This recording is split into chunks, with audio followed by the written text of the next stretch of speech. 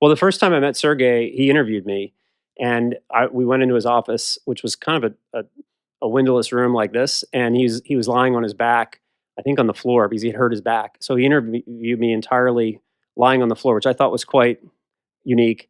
But I learned a lot from them and from Eric Schmidt and everybody at Google. Really, I think one of the things that Larry taught all of us is that you have to think very long term when you're at the beginning of some of these massive technology changes. So one of the assignments I had was, hey, come back. And I was a strategy person, strategy and ops at Google. There's a whole team there now, but I basically started that team.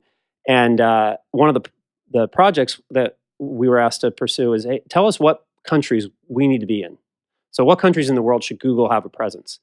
And we kind of went off and did the typical business school like project, had a PowerPoint, came back and said, hey, there's 30 countries in the world, and it's going to take us 3 years to get into them.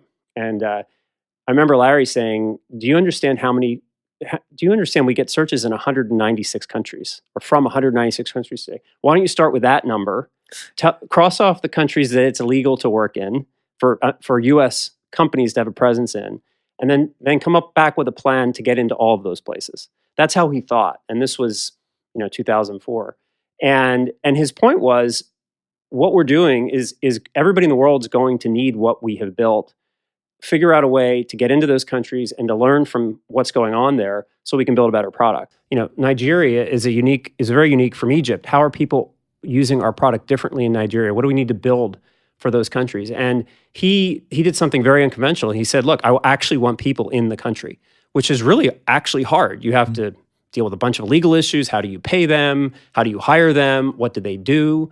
But that's what we did. We hired people in Thailand and Kenya and Egypt and Dubai and all over Russia, Poland, Czech Republic. And their job, we called them SCOUTS. Their job was to come back. They weren't there to make money. They were there to come back to Google and explain to us what was unique about the experience in their country, both the kinds of things people were doing on the web, the technology limitations. So Nigeria was mobile first from the very beginning. There really was no wired web.